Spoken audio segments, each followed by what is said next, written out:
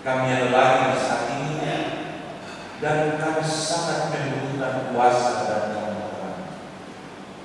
Untuk Tuhan menolong kami, Tuhan menguatkan kami, dan Tuhan membuat kami mengenal dan mengenal akan firman dengan kita.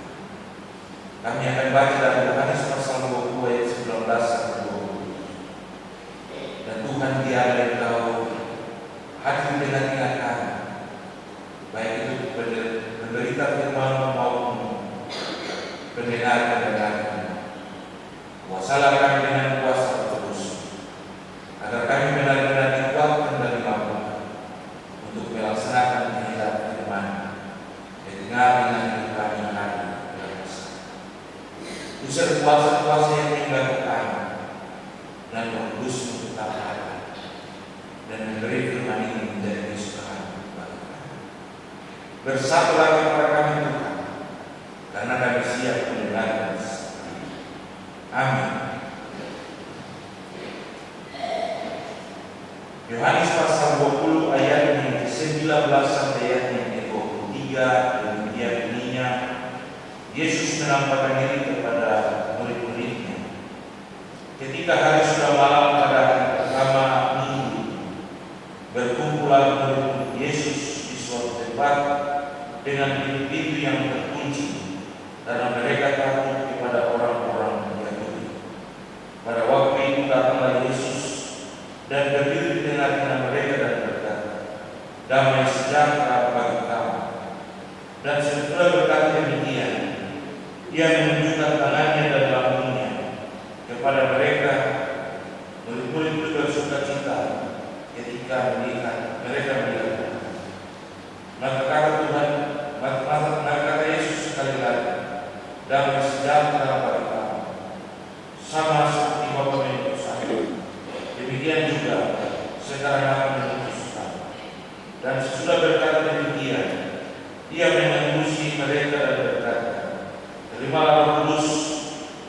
Kalau kamu mengampuni dosa orang, dosanya diampuni, dan jikalau kamu menyatakan dosa yang orang tetap ada, dosanya tetap ada." Demikian firman Tuhan. Berbahagialah semua orang yang mendengar firman Allah. Haleluya, haleluya, haleluya.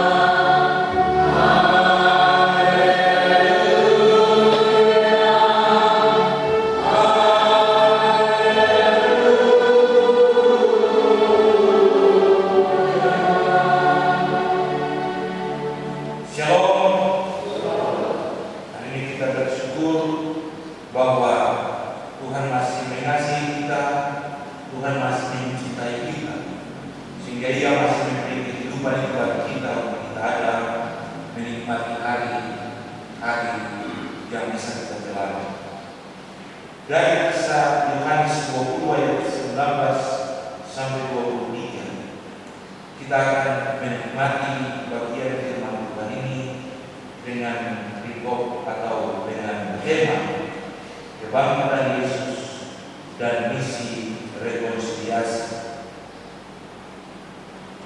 Rekonsiliasi berarti ada perbaikan, ada suatu tindakan yang dilakukan untuk kita bisa pada suatu titik yang lebih baik ketika kita ada menjalani sebuah proses hidup yang baik. Kita sejarah mencatat bahwa hidup bersama Yesus para murid begitu bangga dan senang dalam situasi dan perjalanan yang mereka jalani.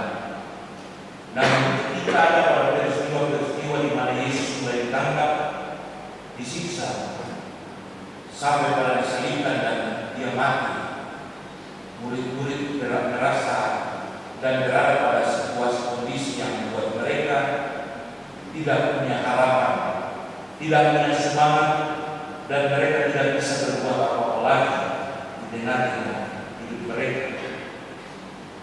Mereka ada dalam sebuah situasi yang begitu sulit. Mereka pada situasi yang begitu menakutkan. Apalagi ketika kebangkitan Yesus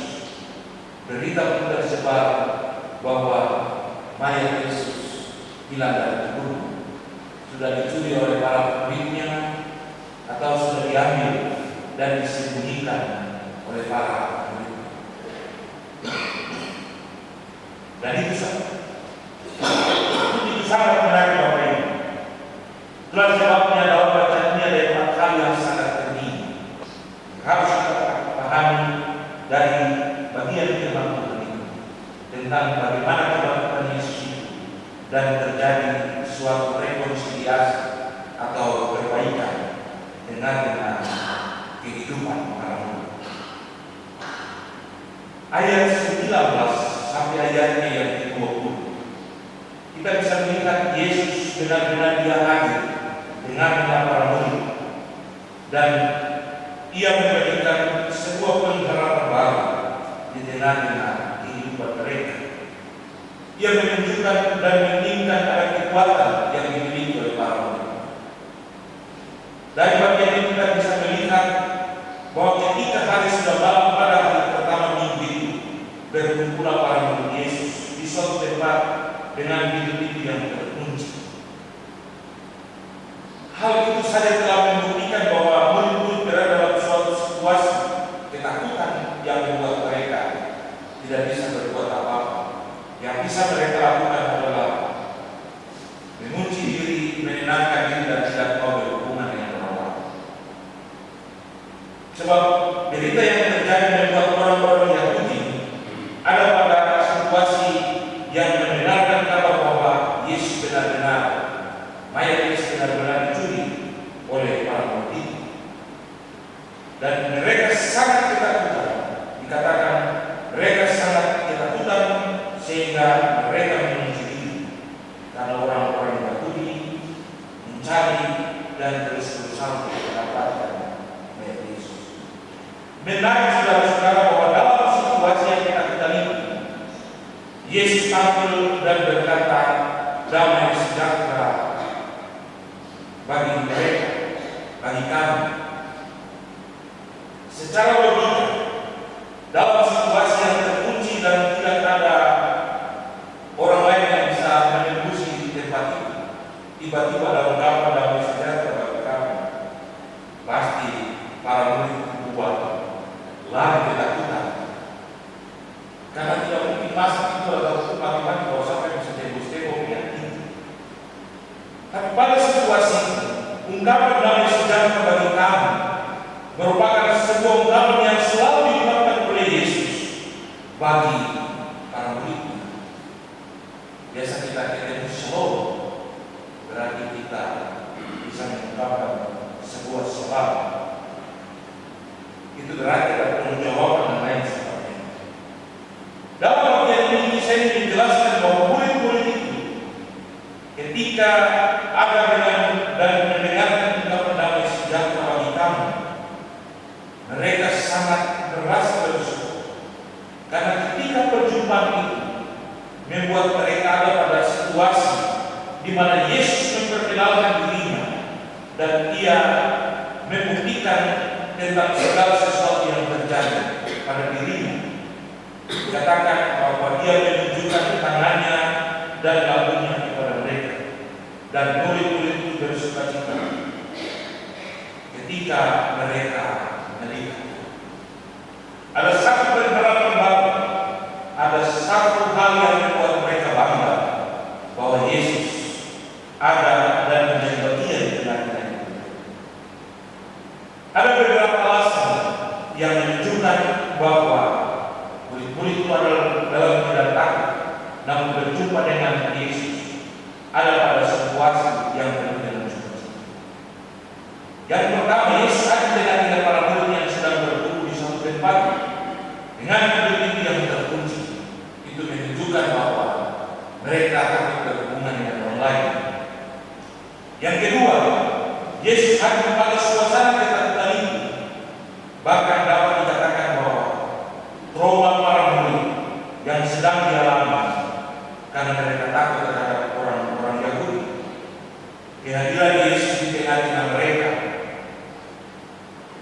melewati pintu yang terkunci hendak menegaskan beberapa hal yang memenuhi janji Yesus kepada para murid. Karena Yesus dia bilang nanti sama 3 hari lagi aku akan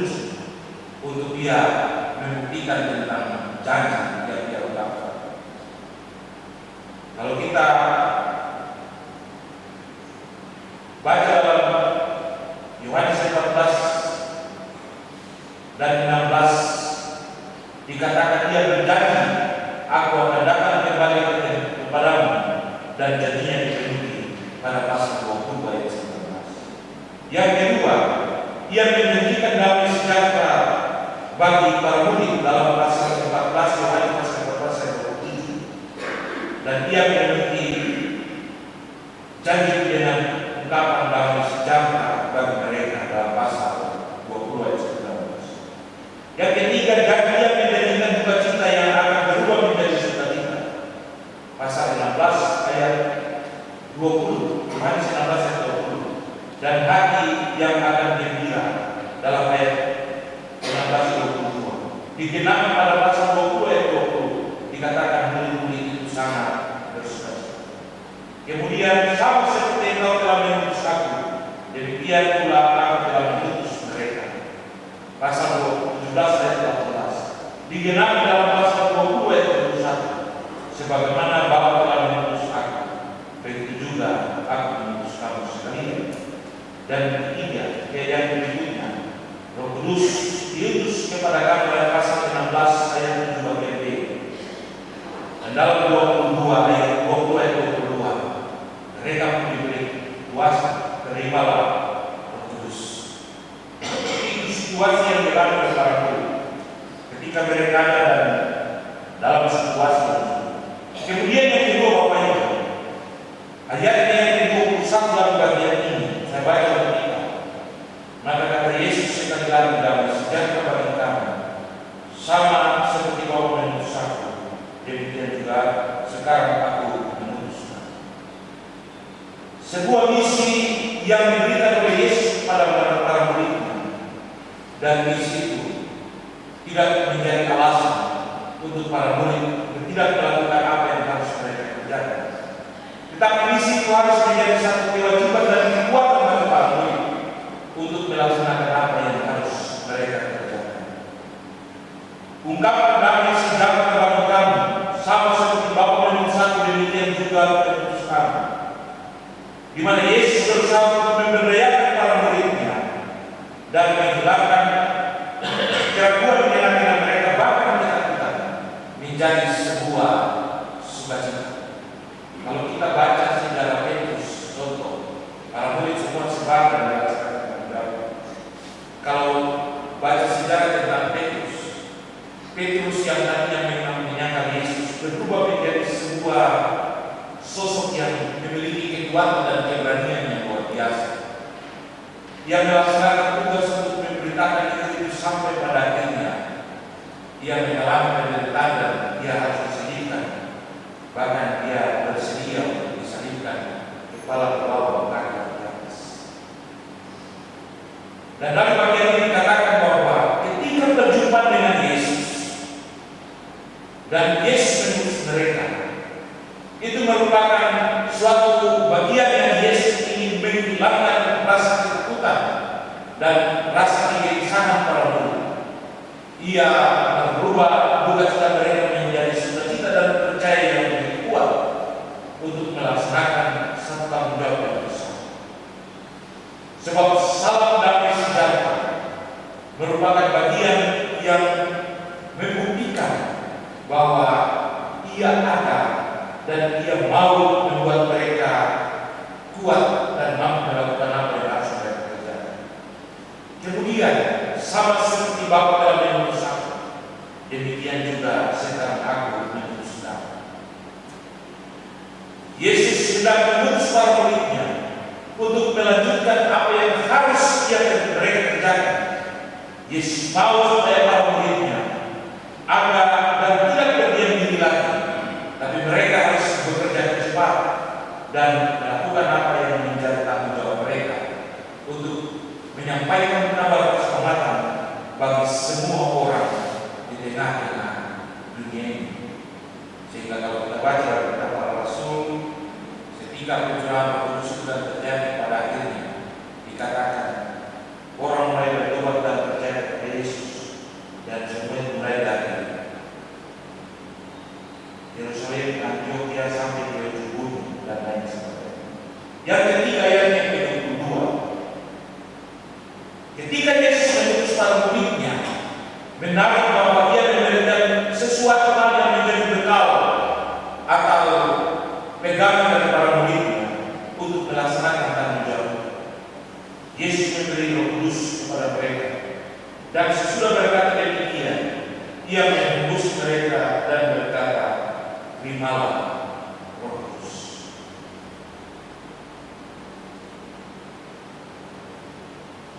Pemberian atau sesuatu hal yang diberikan Yesus kepada para muridnya, yaitu menembuskan Roh Kudus. Pada bagian ini para murid diberi tugas dan tanggung jawab, dan untuk memberi kekuatan dan membuat mereka tetap percaya bahwa Allah telah memberi tanggung jawab yang besar kepada mereka. Roh Kudus itu diberikan sebagai bagian dari tugas dan tanggung jawab yang besar bahwa Dia ada dan terus menyertai mereka. Yesus dalam penyampaian keputusannya, "Pergilah jadikanlah sebuah bangsa murid dan baptiskanlah mereka dalam nama Bapa dan Roh Kudus." Terakhir dia kata, "Ketahuilah, aku menyertai kamu sampai senantiasa." Itulah sebabnya dalam pengutusan ini ada dua hal yang sangat penting yang harus kita pahami. Yang pertama, Roh Kudus akan menyertai para murid itu dalam seluruh pelayanan dan tugas dan tanggung jawab yang dikerjakan. Karena Yesus sejak mengawali pelayanan dan tugasnya, ia tetap percaya kepada Bapanya di surga. Ia tetap mengaku bahwa Bapanya di surga akan tetap ada dan memberi kekuatan kepada dia. Oleh sebab itu, Yesus menjemput para murid dengan Roh Kudus, supaya Roh Kudus itu tetap menyertai dan menuntun mereka dalam misi. Yang kedua, Roh Kudus yang ditembuskan kepada para murid Yesus mengindikasikan bahwa misi yang dilakukan adalah misi yang kudus. Dalam sukacita yang dialami, Yesus melimpahkan mereka dengan anugerah Roh dan kekuatan untuk mereka melakukan perbaikan atau perubahan di tengah-tengah segala situasi yang tadinya Roh untuk membuktikan bahwa Dia tetap ada bersama-sama dengan mereka. Yang kedua, mereka akan melakukan satu misi yang kudus, berarti misi yang bukan main-main, misi yang menunjukkan harus ada keseriusan, ada suatu tanggung jawab yang besar yang harus dikerjakan dengan hidup ini. Kemudian Bapak Ibu, dalam bagian yang keempat dari bacaan yang ke-23, Yesus memberikan kuasa supaya mereka memiliki sesuatu hal yang menjadi bagian dari pegangan mereka.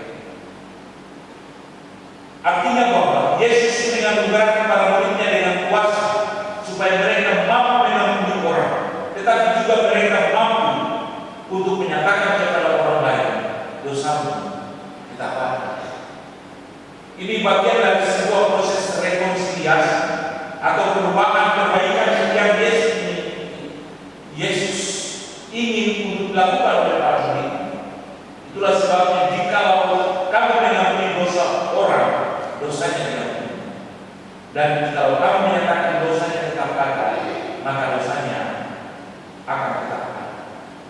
Ini adalah bagian yang sangat penting yang harus dikerjakan oleh para murid, di mana kuasa itu memberikan sebuah berita yang luar biasa bahwa mereka harus menjalani dan melakukan segala hal yang luar biasa, yang harus tertib, yang aman, yang luar biasa di tengah-tengah hidup. Karena pesan terakhir ini membutuhkan suatu perubahan yang luar biasa di tengah-tengah hidup ini. Yesus mau berubah situasi para murid menjadi sebuah situasi yang kuat di tengah-tengah hidup mereka. Mereka ketakutan, mereka tidak memiliki pengharapan, mereka tidak memiliki arah dan tujuan yang pasti. Tapi ketika Yesus memberi mereka kuasa, mereka sanggup dan mampu menjalani apa yang harus mereka kerjakan. Kemarin di tempat yang baru, saya bilang kebangkitan Kristus sesungguhnya membawa perubahan di tengah-tengah kehidupan setiap orang.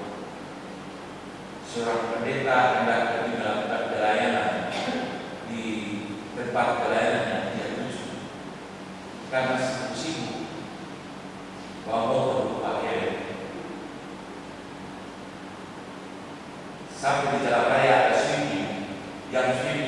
kemunculan majelis jemaat. Dari las dia sedang kotor di majelis jemaat karena dia berpikir pasti ada pada titik aman. Sampai majelis hormat Bapak izin kami harus periksa semua rekam terakhir kami Bapak izin karena Bapak punya jadwal kalian dari kami harus tidak Bapak jadi pendeta majelis tolong dasar untuk pelayanan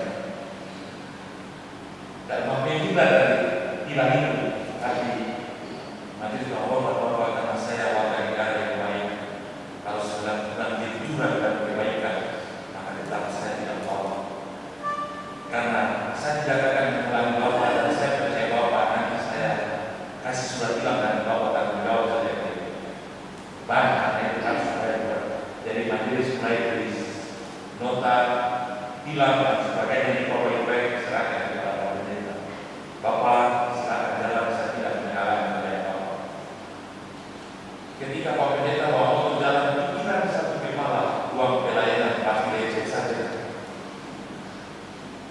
pikiran sampai tempat tujuan pelayanan karena belum selesai belum mulai lalu pendeta pun penasaran tentang surat hilang itu dengan hati yang berdebar ambil surat hilang dalam tas buka dalam berapa rupiah yang harus ditebus oleh sang pendeta ketika sang pendeta mulai buka surat hilang dia membaca dengan sebuah catatan berhilang dan jangan berbuat dosa lagi.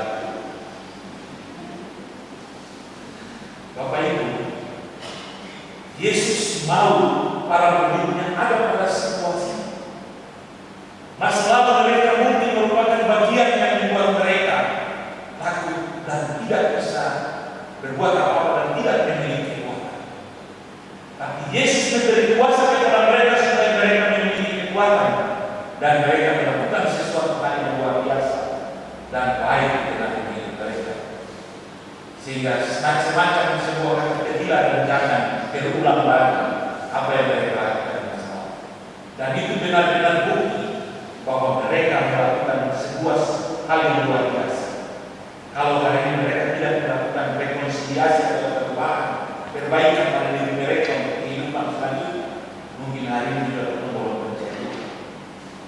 oleh sebab itu Bapak Ibu, hari ini ketika kita ada dan kita ada pertemuan ini, kita harus bersyukur bahwa kebangkitan Kristus itu bukan sesuatu yang memberi kekuatan dan memberi pengharapan saja kepada kita, tapi Yesus ini memberikan sebuah catatan bagi kita bahwa kita diberi kuasa, kita diberi roh untuk bagaimana melakukan apa yang harus kita kerjakan.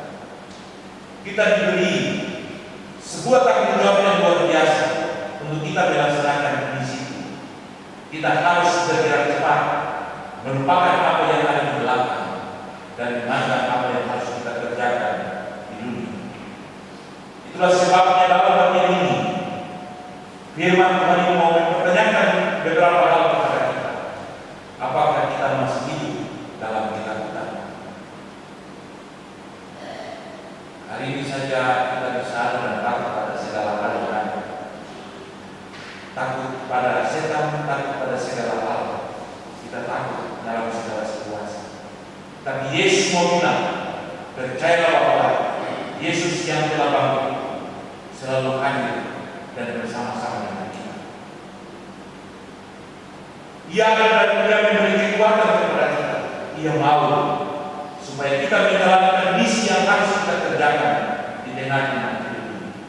Oleh sebab itu ketika kita diberi kekuatan dan Yesus mau ada terus bersama-sama dengan kita, maka misi yang harus kita kerjakan adalah menjadi saksi di tengah-tengah pekerjaan, menjadi saksi bagi keluarga, menjadi saksi bagi tempat di mana kita kerja, menjadi saksi di mana lingkungan di mana kita ada dan kita. Kita menunjukkan sebuah sikap yang mengungkapkan bahwa kita adalah pengikut Yesus yang sejati karena kita punya misi dan tanggung jawab kudus atau misi yang luar biasa yang harus kita kerjakan. Berjumpa dengan Yesus mengajak kita semua bahwa kita berdamai dengan Allah dan berdamai dengan sesama. Kalau Yesus dia main hitung-hitung, maka dia pasti akan bilang, Yesus kau yang menganggap saya kok, saya telah pakai kursi ini. Kalau Yesus mau bilang para murid, kamu semua yang tinggal saya kok, jadi saya tidak akan ingin kamu sendiri.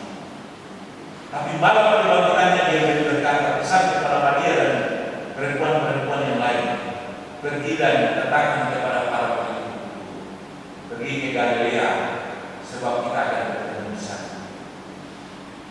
Yesus mau memberi sebuah indikasi bahwa sesungguhnya ia ingin berdamai dan dia tidak pernah memperhitungkan apa yang telah dibuat di masa yang lalu, tapi dia memandang ke depan bahwa ada satu tanggung jawab yang besar yang harus dikerjakan. Itulah sebabnya sebagaimana Kristus rela mengampuni kita dan telah selalu menerima kita ada dalam bagian kehidupan kita, maka kita juga harus menerima semua orang, sebab kita akan ada dan melakukan semua itu dengan tanggung jawab yang besar. Bapak Ibu, kalau siapanya kita di dalam persekutuan jemaat Kebatan malam contoh saja saling membenci, maka persekutuan biasa kita setiap hari ke bawah bersih saja. Tapi kalau karena kita percaya bahwa karena Kristus telah mengampuni kita dan Ia telah bangkit bagi kita memberi keselamatan kepada kita, maka kita bisa mengampuni orang, bisa membuat orang di sekitar kita menjadi sahabat dan tenang. Pada akhirnya terjadi persekutuan jemaat teman-teman. Itu contoh. Dan Roh Kudus ada memberi hal yang menjadi pengharapan dari setiap orang yang percaya kepada Yesus sudah bangkit. Ia akan menyertai kita sampai akhir zaman, dan tanggung jawab serta misi yang kita kerjakan akan menjalani dalam sukacita yang kita jalani. Tuhan memberkati kita. Amin.